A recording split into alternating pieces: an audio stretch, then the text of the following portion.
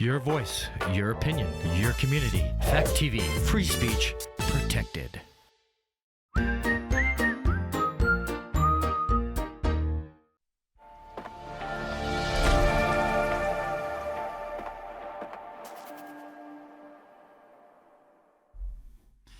And hello, I'm Chris Coates. I'm Randy Filiault. And you are not seeing what you are really seeing, what you should be seeing. Blast from the past. That's the band right. is back together. That's right. It's an interesting story. For about 10 years, I did the radio show. Prior to that, Randy and I had done Keene No Spin. Keene No Spin. Yep.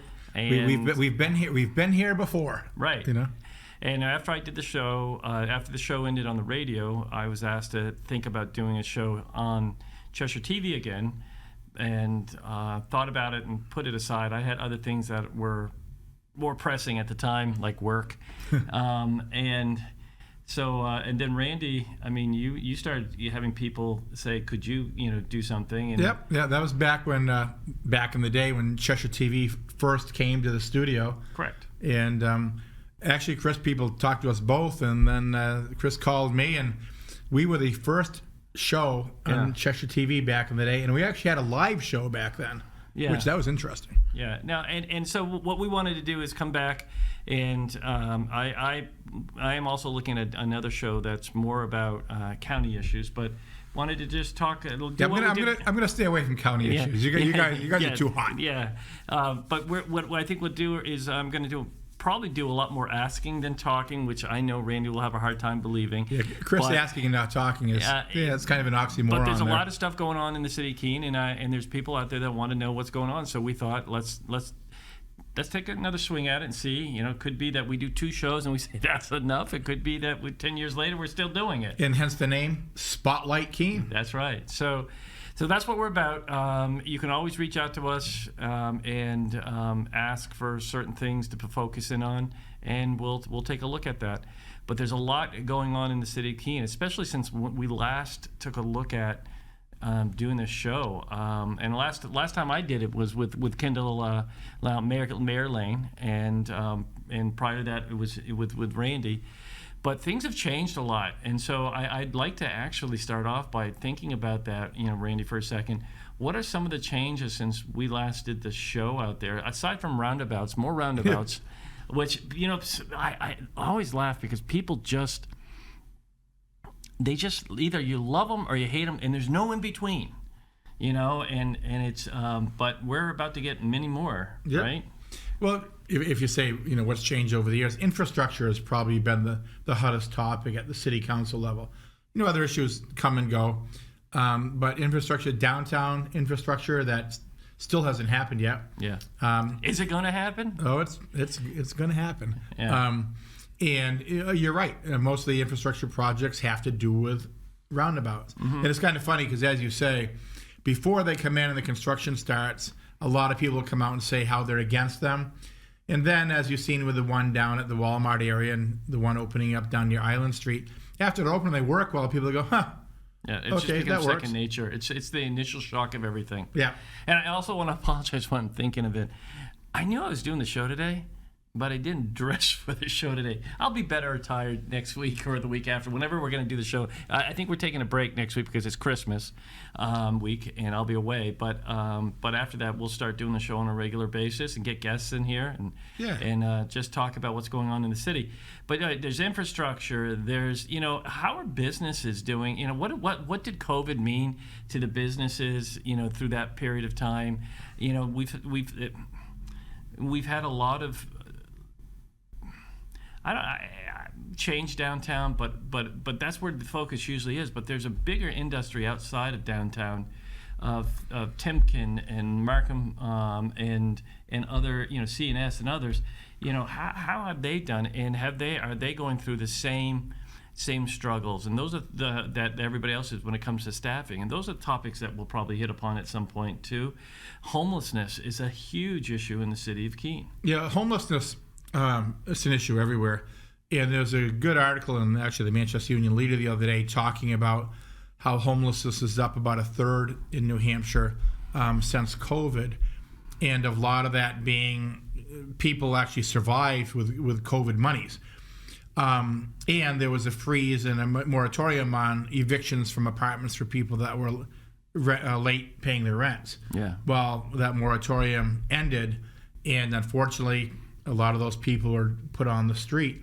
And now, many of those people who were used to paying, relatively moderate monthly rent, those rents have skyrocketed. And that's one of the problems, supply and demand. And there's people on the streets that are homeless right now that aren't what you would call your typical homeless, if there is such a thing. A lot of these are working people that simply can't afford rents. You're always going to have a percentage of homelessness that have to do with disabilities or have to do with alcohol and drug abuse. But now we're seeing a whole segment of homeless that simply just can't afford rent. So it's a multifaceted problem with no quick solution, no quick answer. We look at this at the city council level, as the state is looking at it also, and the country is looking at it, and there's no simple answer, but it's not going to be answered just with 15 city councilors. It's going to require the county, the state, locally it's going to be the city, the county, and the state. It's all hands on deck. Well, I don't even think it's just not elected. It's so many different small groups that are out there. It's Monadnock Family Services, it's 100 Nights, it's Southwest Community Services, it's so many other that are every day dealing with this directly, along with the city of Keene. And so how do you walk that path with everybody and see how they can all come together and really see how they can address it, because nobody's doing it well. Nope. Nope, not at all. And I'm not saying that. I'm saying that because that's what I'm being told. That that cities are just overwhelmed with how to deal with this. And when you start pulling back the layer, whether it's the homelessness itself, the encampments, the substance abuse issues, the mental health issues, it's incredibly layered. And no matter what you do. What I've heard, it doesn't matter. I mean, we were actually standing at the polls last election, and I was hearing some of the people speak about how dealing with this situation. There are some people that no matter what you provide them, they want to be in a tent, they want to be outside, they want to be their own person in control of their own environment. And so no matter what, you can line up everything perfectly for the best case scenario, but there's still going to be some people that want to be their own, have their own encampment. The problem with those encampments is that they usually grow. And the problem with a lot of those encampments, as we've seen, Chris, and I toured behind the Hannaford's encampment. Your pictures. I hope we can get some of those pictures yeah, on here I still at have some point. Yeah, still have them on the phone. Yeah. And the problem with, as you mentioned, some of the homeless, they want to be quote unquote on their own. They want to do their own thing. But they're on private property, so they're there illegally. Yeah. And I've heard comments from some well-meaning people. It's like, well, maybe the city should, put them on their properties and provide, some help and assistance. And the truth is, Chris, to those people that you mentioned, they don't want government assistance at all. They want to be completely on their own. And hence lies the problem, because now you're illegally on private property. So I toured those sites with a homeless advocate, and his job is to go out and just make sure some of these homeless individuals are okay. That he looks in the tents to make sure there are no overdoses, that they're not freezing to death. And he spoke with them when I was there and said, we can find you shelter. We can get you into a building with heat. And they say, no, we don't. And that's a different segment of the homeless problem. Yeah, it's so layered, and I do.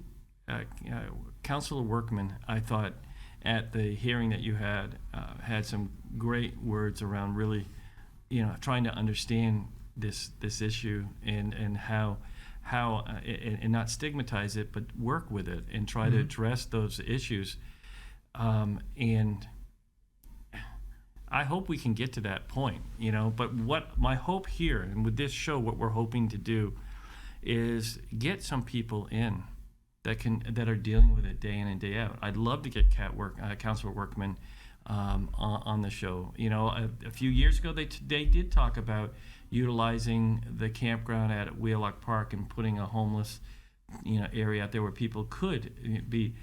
The problem with that, and I said this on the show when Councilor Workman and Councilor Lake came on my radio show that we used to do, that you're still going to have people that are going to choose not to go there because there has to be rules. There's such a high level of liability to that if you were to actually go down that road, there you would have to have rules and around processes and everything. And there's just some people that you would still find them in the encampments out there because that's where they're at in their life. And that's exactly true, and that's why I toured the homeless encampments, because you can hear and read things, but until you actually have physically done it and talk to people that are in that environment, you don't know. You can't just hear things second and third hand, and that's when I realized, from speaking with the homeless coordinator, who does it all the time, and I asked him about that. I said, and he not only did Keene, he does southwestern New Hampshire and northern Massachusetts. So he had quite a large area. And he said basically it's the same everywhere, that no, they do not want government assistance. Mm-hmm. And a lot of them that we have in the Keene encampments come from other areas because they shuffle around. They try to find a spot where they're not getting bothered or moved along. Mm-hmm. And that's pretty much what they do. But the property owners, say behind Coles and behind Hannaford's, the owners of those properties are really in a setup for liability. If you know that you have an encampment on your property and you're not doing anything about it, and say somebody dies of an overdose or somebody dies of a crime, or they slip and fall. It's on your property. Right. It's like anything, Chris. You get a good attorney that goes in and says, so you knew this and you did nothing about it. Yeah. So you move people along, as they did behind Coles and as they're about to do behind Hannaford's. They're going to go somewhere. Yeah. And that's the whole problem. What do you do? What do you do for the ones that just do not want government assistance? And that's a multi-million-dollar question, isn't it? Yeah. What do you do if they refuse help? Well, and the other issue that gets missed in a lot of this is that they have a story. Each individual out there that is struggling for whatever reason, they have a story. And it's I had the opportunity to talk to a young woman who's been in and out of the court systems, and this is a woman that was married, had 2 kids, was a foster parent, and it wasn't this person wasn't local, but was a foster parent, and she was also had custody of her niece, I think it was. She had she was a paralegal, and everything was going in the right direction. She hurt her back, and she subscribed some painkillers for that. Well, the old OxyContin issue. Her life unraveled to the point where she's been in and out of the court system. She never thought she would be, but she became somebody. But it was, there's so many stories like that. Mm-hmm. People that just headed down a path, that they never thought they'd find themselves on, and now they don't know really how to get themselves back to where they need to be to start reclaiming their life. Right. Reclaiming it. You talk about that one of the OxyContin, of course, that goes back now, 10, 15 years. And the OxyContin problem was what really started a lot of this unintentional drug abuse, and for those, as you just mentioned, the young woman who never intended to get hooked on any drugs, but it was legal painkillers that got a lot of these people on it.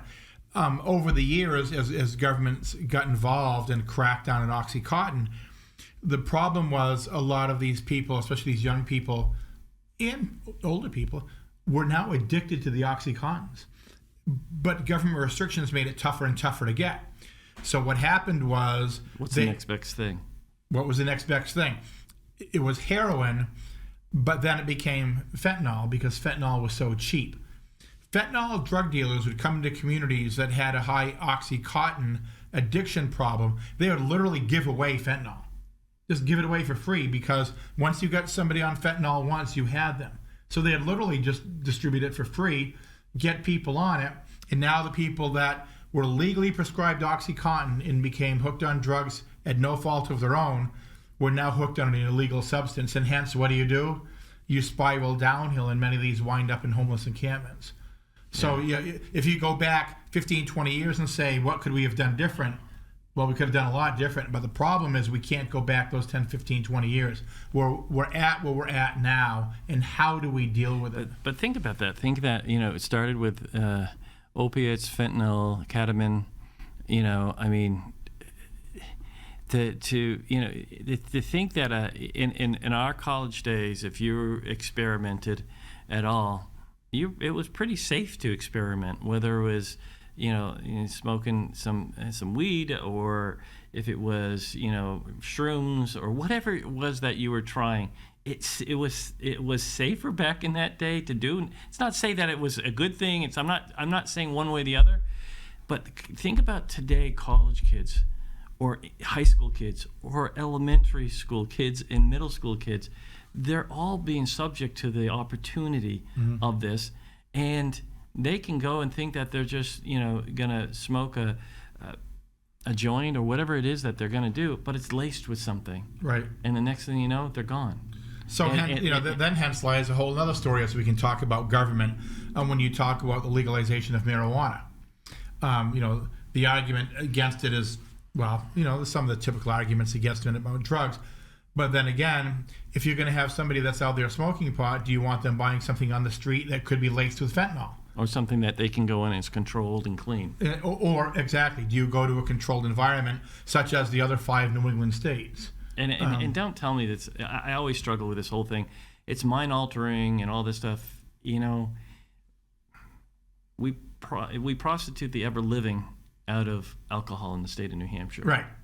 Yeah. At every street corner there's a box store alcohol outlet for the state of New Hampshire. Yep. Every interstate. Yeah. And so don't tell me. Yeah. I just don't. I don't buy it, and I don't see when when we're struggling to find revenue on some level, and every other state is legal. I think every state around us has legalized marijuana.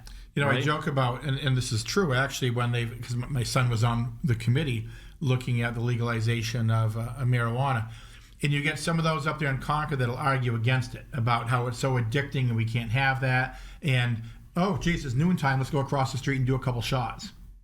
And there you go. So, they're fine with legalized alcohol, which is a drug. I think a lot of it also, when you get up into those levels, has to do with the revenue.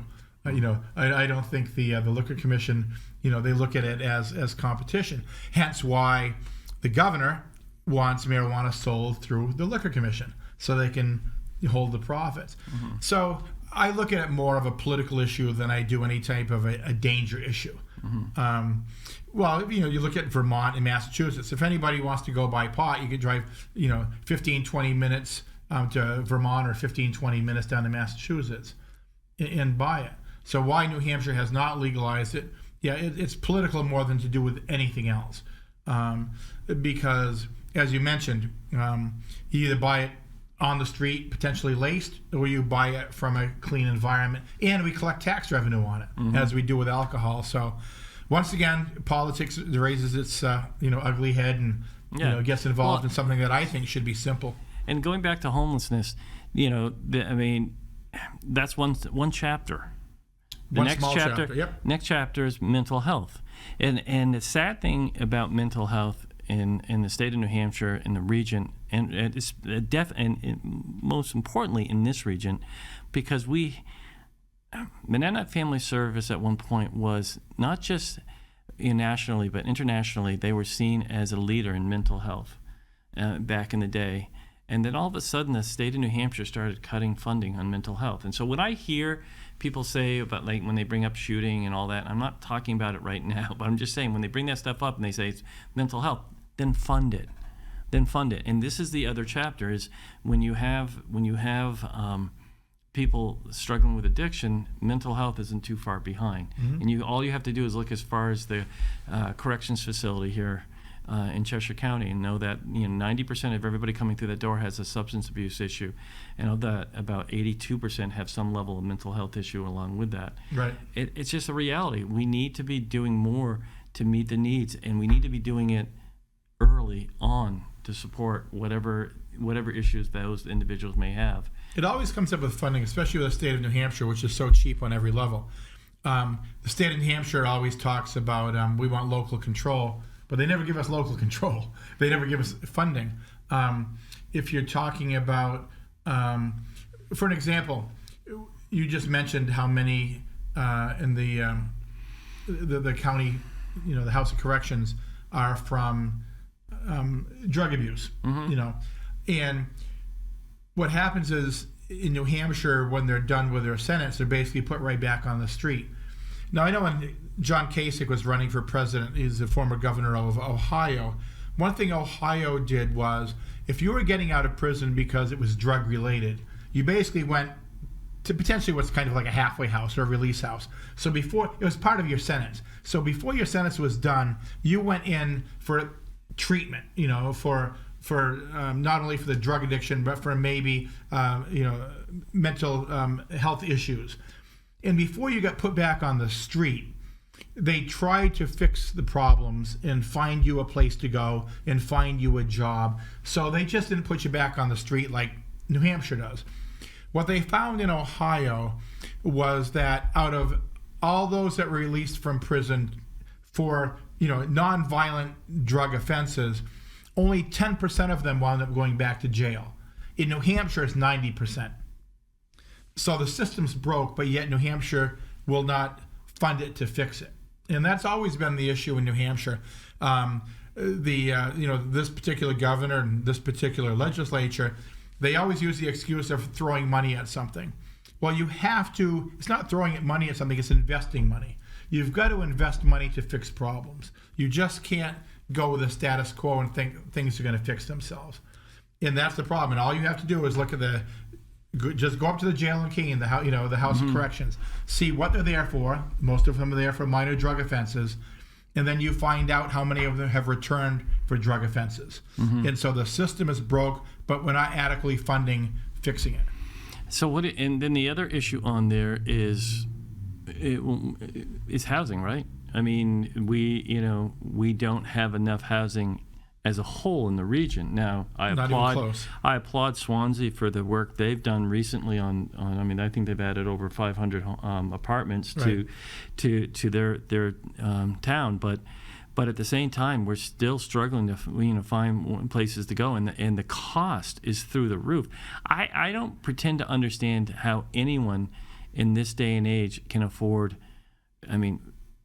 from cars to houses, but definitely houses. I mean, how does a young person, that wants to stay in the region, afford purchasing a house here or anywhere? I mean, it's anywhere, but the prices are through the roof. Now, I would love to get Josh Greenwell on here at some point. I'm sure we will. And to have him really talk us through the process of where the market is currently and where he sees it going. But are we heading towards where like we had in the 90s and the bubble burst, and then all of a sudden people found themselves upside down, or underwater in their mortgage, whatever it is.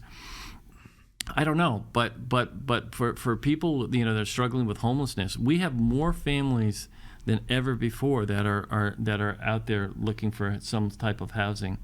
We have more families that are camping during the summer so they can save up their money and moving every 2 or 3 weeks when they have to, because they can only stay so long at a campsite. So that they can save up their money so they can find some place for the winter where their family can pay the rent for that period of time. Right. Well, you're right. You look at young people getting out of college, and now we'll have another subject to talk about here, is college debt. Yeah. They are so buried in college debt that even before they can go looking for an apartment every month, they've got a bill from day one when they get out of college to pay back the college debt. with it is exuberant. Back in the day when I get out of the military, I mean, I was fortunate I had the GI Bill, so I could use it to go to What college. was it, 18 what? Yeah, right when the Civil War ended. That's when they were like building the submarines that you were on, but they had screen doors. Well, it was the old submarines that had the crank. Yeah. You had to pedal them yourself. Yeah. But the college students getting out now, I mean, forget housing. They're trying to find a job just to pay back their college loans. Yeah. And so, honestly, where are most of them when they get out of college now? They're back at their parents' house. Well, and that's the other thing. I mean, and I know we're going to jump, but I'll try to stay on topic here because I want to finish. I want to finish up the homeless thing first. Okay. But the housing is another piece of it, and there's other issues too amongst all of this. Food security. All that, and we're very fortunate to have the community kitchen here in the city. They do an incredible job, and they saved the city of Keene a huge chunk of money by doing what they do. And we should applaud them and thank them for what they do. But that's just one major issue, and we've only hit on a few aspects. And I think if we get people in here to talk about it, which we will, it just becomes this bigger thing to look at, and it's that much harder to try to figure out, and so then you move on, and there's other issues in the city of Keene. There's Keene State College, which I'm excited for Keene State College. I think under President Treadwell, I think it's headed in the right direction. I think the new numbers where they're coming in at, that we're never going to see the 5,000 numbers that we saw at one point. I think we're going to be closer to anywhere between 27 to 32, 3,300, and maybe I'm wrong. But that's okay because I think the President Treadwell has done a great job of managing that and finding where the happy medium is. But more importantly, quietly, Keene State College has gone about developing a campus that's going to have 3 colleges on its campus. Mm-hmm. Keene State College, River Valley Community College, and Antioch. In that big green field where Monadnock Hall used to be, where they tore down the dorms, that's where Antioch is going to move at some point, and where MFS is then going to move out to where Antioch is currently. So it's really, I think, an exciting time down there, because here's the thing.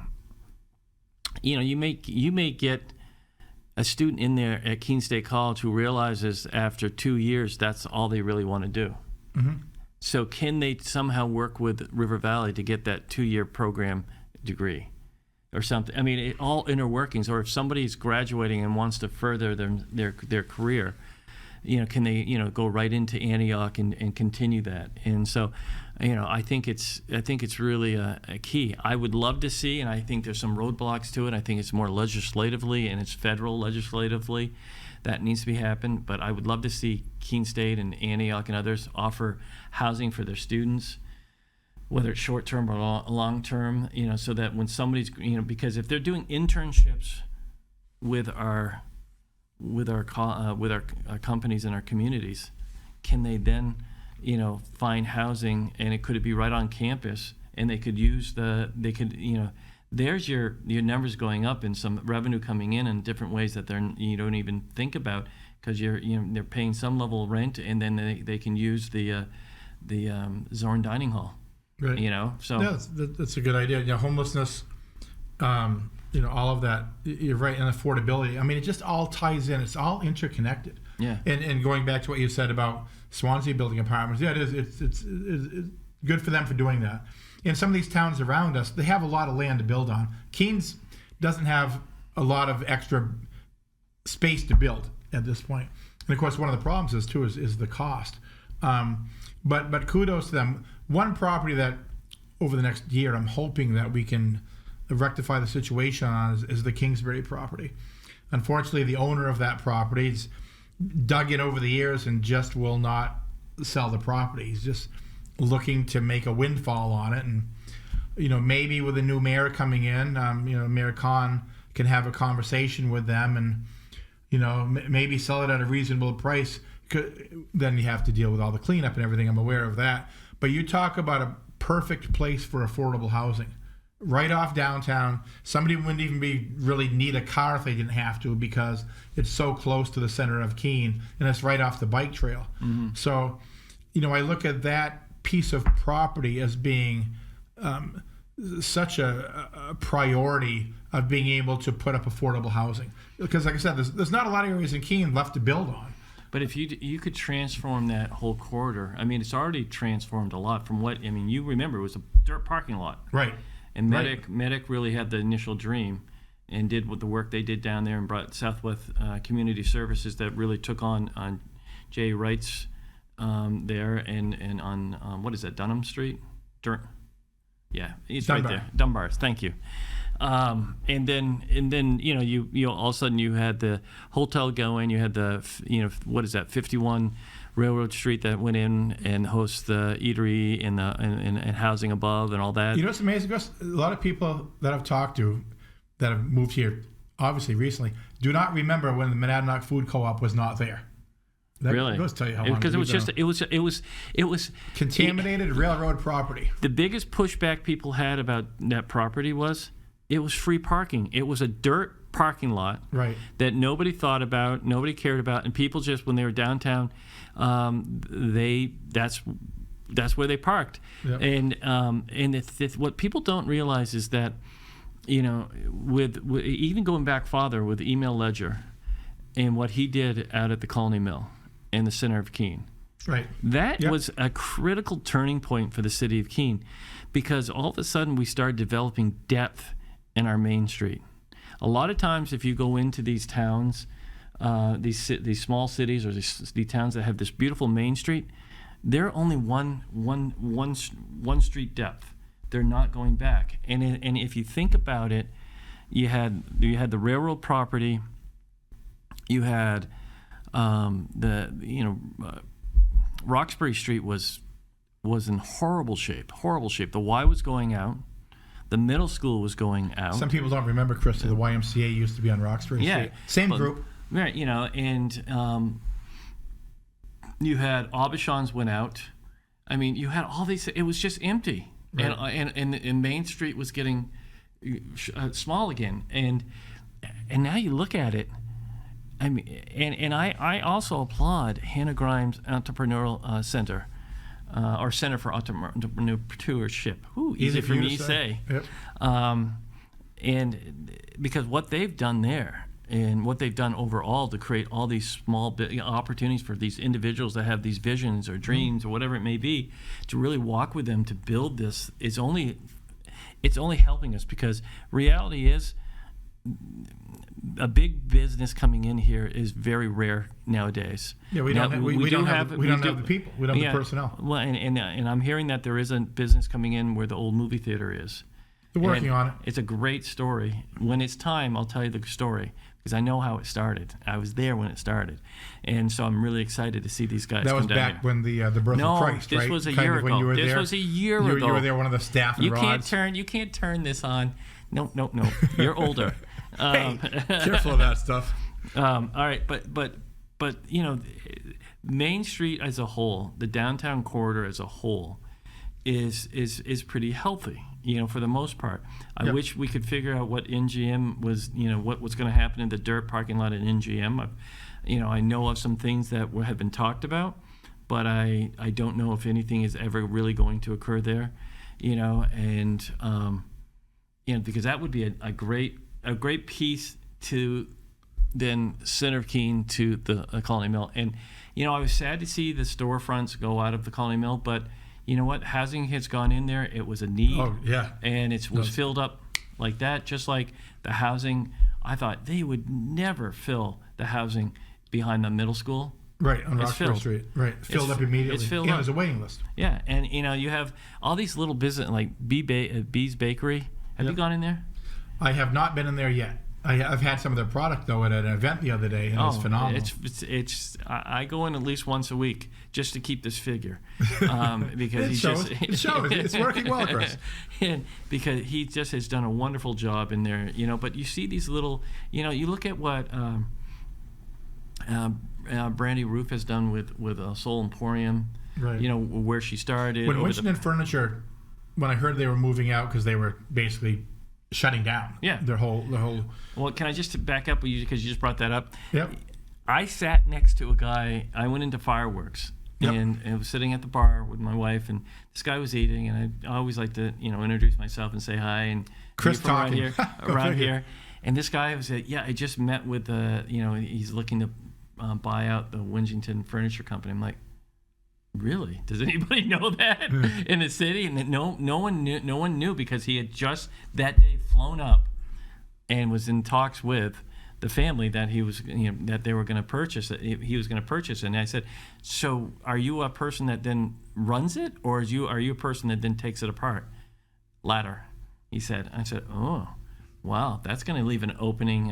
And how much time do we have for that to happen? He's like, well, we'll start, once the sale goes through, then we're going to right away, start with a 20% off, 30% off, and then get rid of everything we possibly can. And that's exactly what happened. And he, and then to hear that, and then go in. I was in there on Saturday. She's done a wonderful job. Yeah, I was nervous. Usually, some of the vacancies downtown, they fill up pretty quick. Some of the smaller areas, that usually hasn't been too much of a problem. But that size area, when I heard Wingington Furniture was going out, I'm like, oh, that's going to be a tough one to rent. And it stayed vacant for like zero, because Brandy jumped on it immediately and took over the spot. And now the other two spots that she moved out of are now both being filled. One that she has actually taken over, and she does it with short-time rentals. She's renting it out, but she does short-time rentals. Mm-hmm. And the other one is going to be a bakery. Bakery, yeah. It's the place another bakery, Chris. Another bakery. Well, it's the one that out in West Keene. Right. They're moving downtown. Yeah. And I had a cake from there one time. I had actually cinnamon buns from there. The whole cake. All of it. All of it. Is good. Anything that she cooks. So, like, I'm happy because, that's my go-to. Yeah. That's my go-to. It may affect others, but competition is what it is. It's a free marketplace, and you survive by. So getting back to downtown, we are pretty fortunate that when a space downtown becomes vacant, usually it's pretty full. There's a couple of spots that are harder to rent. One of them, and I'm not going to get into where the bridal shop and I think that has to do more with the landlord of the building more than anything else. And then I think there might only be one more spot. Well, there's Miller Brothers. The Miller Brothers spot. Now that building, I believe, was bought out by a firm from Massachusetts. Yeah, but their rents went way up. Yeah. It was, but the building as a whole was bought, right? Right. But they don't have any plans to put anything in there. They've done work to clean it out so that anybody can go in and see what it can be as more of an open space instead of having things down the middle. And that's one of the problems again with an out of town landlord, that they don't have the the conviction of being a local resident. But I'm sure that'll fill. It's just I guess the rent's a little bit steeper than some of the other spots.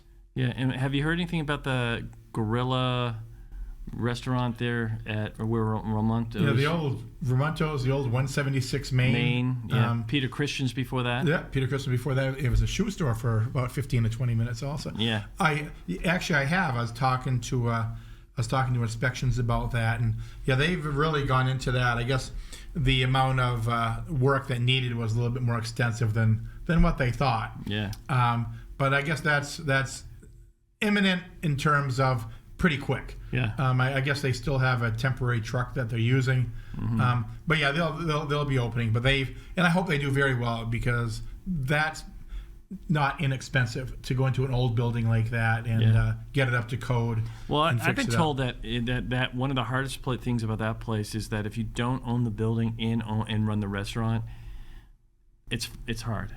It is hard. I don't know if that's true or not, but I know that the Lyons family owned that building for years. Mm-hmm. So I just don't know. It'll be interesting to see, because I know the individual, and I've had his food, and it's good stuff too.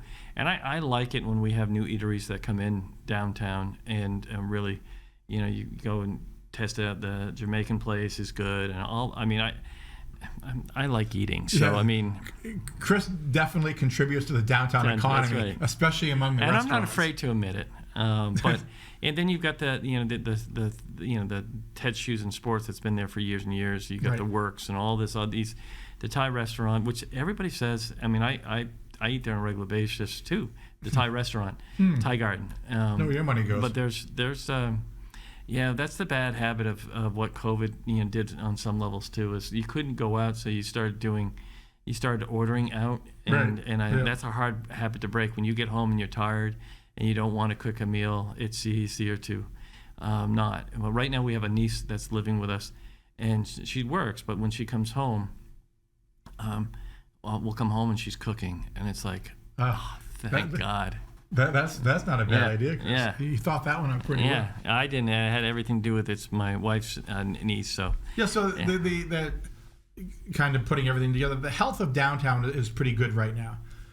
Now we talk about a good way to segue into something else is we're talking about the upcoming construction downtown, which it's pushed back a little bit here. The whole argument was, how do we finish it above ground? And that's still not a done deal yet. So wait. Fasten How do you seatbelt to finish that. it above ground? All right. What you mean is the above ground stuff, because everything else is going underground, right? Correct. Well, most of the work, obviously, that's going to cause a disruption is what's going underground. That's the disruptive part. Once that's all done, and then you fix the top part, that's relatively the easy part. It's just a matter of, what plan do we put together, A, B, C, or D? One of the things that I'm asked a lot, and I don't know the answer to this, so I'm going to ask you, is initially it was about $7 million. That's what the money, that's what was quoted. And then it went to $14 million. So my question is one, why the change? And there's probably really good answers to that. And then my second question to that would be, is it still 14 today? Well, when they said $7 million, I was one of those skeptical ones that thought there is no way this is $7 million. And there's actually a friend of mine who actually lives in California, who's an engineer who used to live in Keene. Yeah. You know who he is. Yeah. He got back to me right off and said, no way that's $7 million. He goes, it's double that. And sure enough, he was right on. I'm not going to point fingers. There's a lot of that's gone around. I'm not asking to point fingers. I just want to. I think it was wishful thinking. Yeah. I really do. I think they just some people in the city just figured we could do it for that, and I think more logical people thought we couldn't.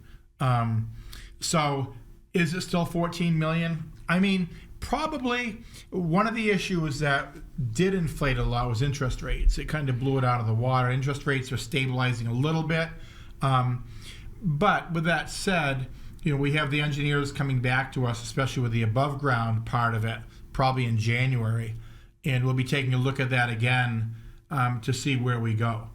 And, one of the issues about the underground part of it that we really haven't got into, and we will, is we need to really sit with the business owners of downtown and the property owners and go over what quadrant we do the construction in. You just can't shut downtown 100% and shut it down for a year and rebuild it, because everybody will go out of business. So we have to look at it as, do we do part of the common first? Do we do part of the east side first? Do we do part of the west side first? Do it, fix it, and then go to another segment. So there's some inconvenience at a certain area, but you can maintain it. So we've got to take a look at that in depth. So, my opinion is this project's going to get probably backed up another year, because I just don't think where we need to be right now where we can go in and start construction. So I think it's going to get delayed a bit. And of course, the whole argument, was also how many grants are out there. What type of funding is available. We just can't dump this on the back of the taxpayers and expect everything is going to be okay. So do we'll you see. think? But it's certainly, it's not. I'm looking forward to discussing it, but I'm not looking forward to the delays and the problems it's going to cause for downtown businesses. They suffered so much during COVID, and we've just got downtown back where you want it to be. Colonial Theater's the anchor. It used to be Good Nose and some of the big retailers were the anchors. Yeah, the Colonial evolved. Theater's the anchor for downtown now. We don't want to disrupt any more than we have to. Well, that's the thing that I think people need to understand, is that the downtown evolves. When I was growing up, you had Bosher and Grouch. You had what was it, Johnson's, the shoe shop there. You had Bergeron Clothing. You had, like you said, Goodno's, Jupiter's, Woolworths. Retail It was, and a couple of restaurants. Right. Yeah. What was that? The Crystal Restaurant? Restaurant. Yeah. And so Mr. Pizza. Mr. Pizza, right. That was pretty much it for restaurants downtown.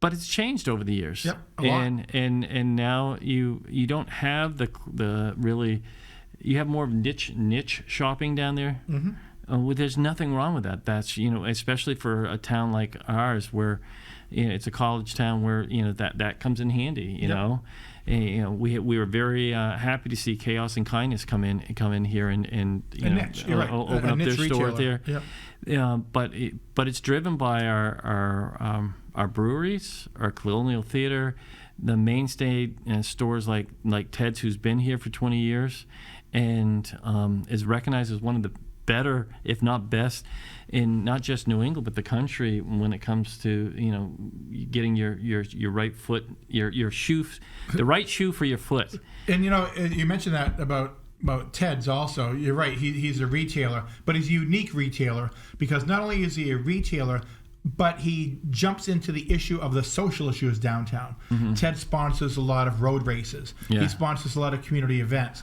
Yeah. He's not just selling shoes and sneakers. He's involved in the social aspect. He's part of the fabric of the community. Absolutely. Is what you're saying, and that's downtowns true. In cities the size of Keene, and a little bit smaller and a little bit bigger, the downtowns survive with a social aspect of it. Mm-hmm. And the retail, as you mentioned, it used to be all retail with a couple of social events.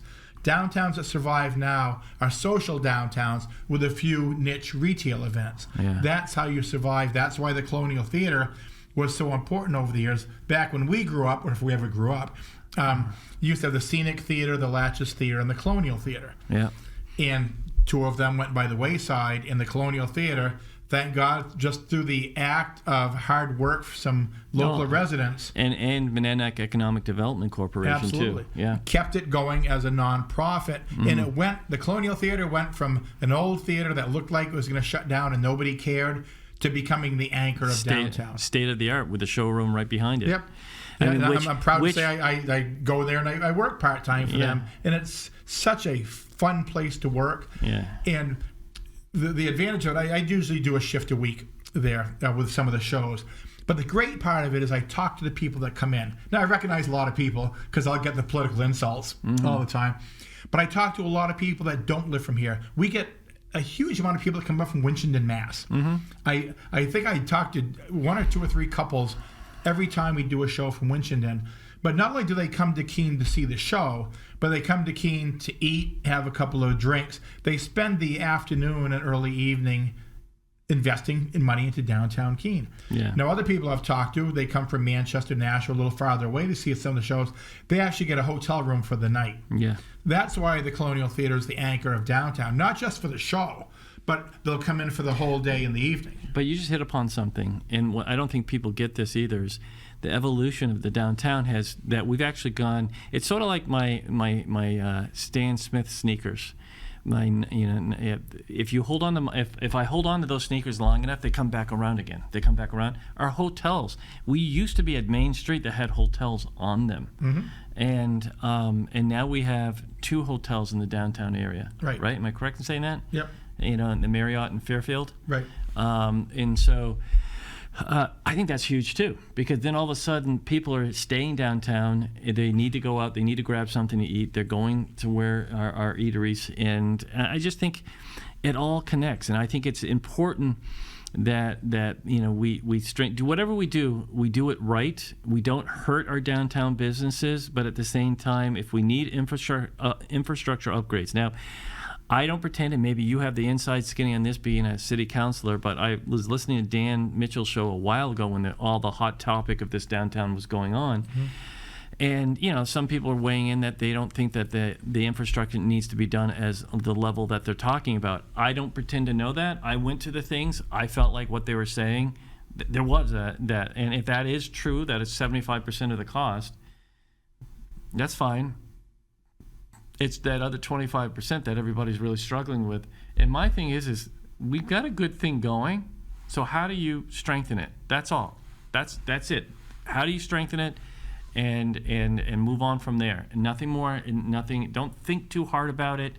It's just how do you move forward? Right. I think I was obviously I was heavily involved in the this particular part of the downtown project, and I try to keep really in touch with my constituents and the citizens of Keene, especially a lot of those that have lived here for a long time. And most people, I would say well over 90%, basically just said, we love downtown the way it is. Yeah, fix it, and make the modifications that you need, but don't change the whole structure of downtown. We like it the way it is. And that's what I was hearing from most people.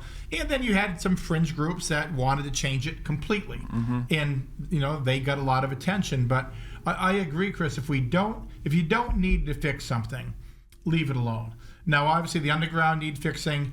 The lights around Main Street, they've been there since the 80s.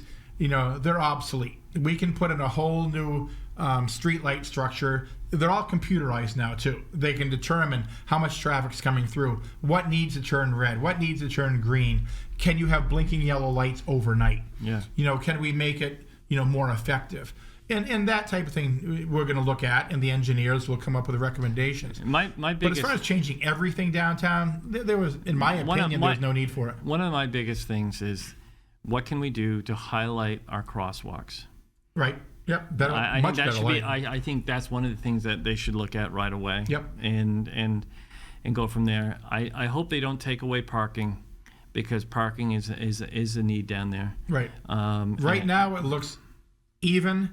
The changes, I'm not even in favor of the compromise we came up with. I like the parking in the middle. I do too. I don't see any need to do away with that. But once again, come January 1st, we have a new mayor and a couple new councilors, and everything's back on the table. So Nothing's a done deal. But no, I like I said, I pretty much like it the way it is. So then and we'll talk about this. Everything that we're talking about today, we could do a show on just itself, and we will. Oh, absolutely. But we wanted to rev up, and we're out of shape. So we wanted to do this pilot, we're calling it, to see if we could. This is kind of like a Seinfeld pilot. Who knows where it's going to go? Yeah. So, but the one thing that we wanted to do. One thing that is happening down there is, and it's created somewhat of a controversy, is now the poorhouse, Dory, right?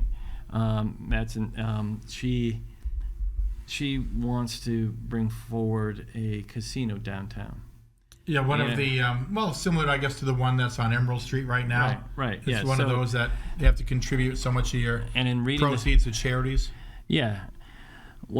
Which sounds to me like there's some issues around that. Don't want competition? No. I'm talking about the rules and all that. Right. Somebody was saying yesterday that there's some people within the state that got in some trouble around reporting. Yeah, Sanborn. He owns a building in downtown. Yeah, that's it. Yeah, I couldn't remember who it was. Yeah. And bad apple. And so he. So there's concerns. She put in a request, and then like a day or so later, the mayor put in something to change the ordinance to not be able to have something like that downtown. Right. Is that correct? That is correct. I'm learning as I go here. Yep, that's correct. So, I've thought about this. I'm not a gambler per se. I mean, you're an eater. I am. I have a hard time giving my money away, and it seems like when I have gone to some of the major casinos, whether it's in Vegas, wherever, it's like goodbye. It was nice knowing you for this short period of time, But I have actually gone into, remember the what is that? The place at the center of Keene, not the Colonial, the Colony Mill. I have no idea where you're going. The Colony Mill had a place out there. Okay. Remember the casino they had? Yeah, right next door. And I went in there one time because I had guests and they wanted to try it, and I went in there and we had fun. It was fun, and we left, and I actually didn't lose money. I gained like $10.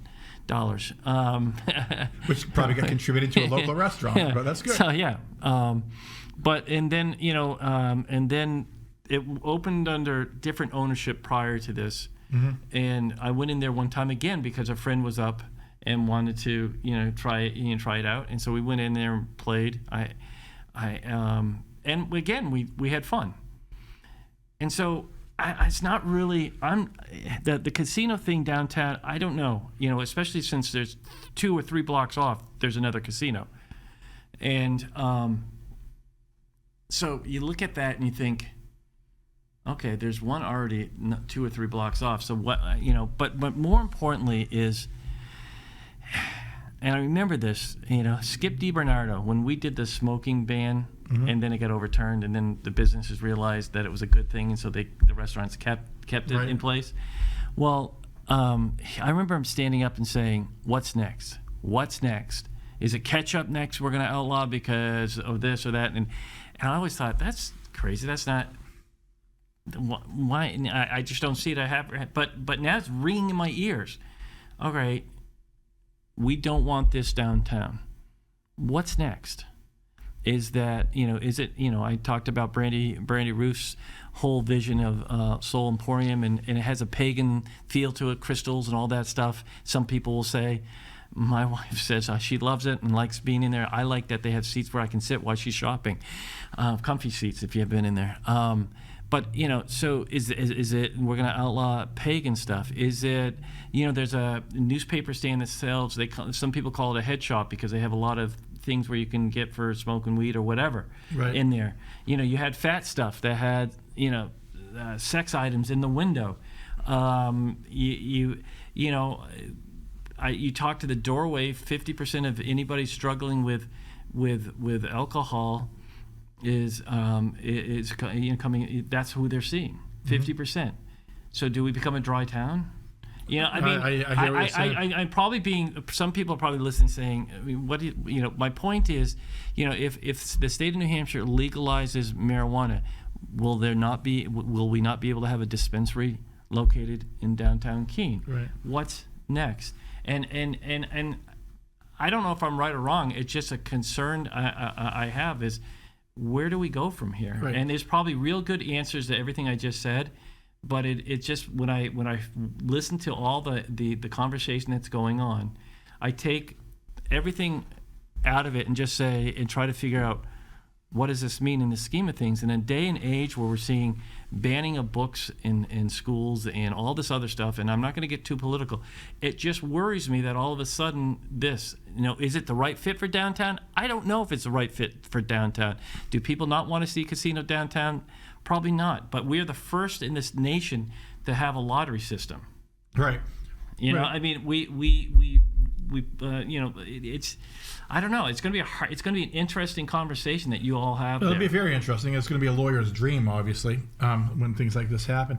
But I agree with you, Chris. I've actually had people approach me over the years, going back a ways, when we used to have more pizza places downtown, and they said, "You guys," meaning city council, "you guys have to limit how many pizza shops are downtown." And they were serious that we had too many pizza shops downtown. I've had people approach me saying that offices, I think Ryan's Fuel has an office downtown, so businesses should not have offices on the first floor. It should be for all retail and restaurants.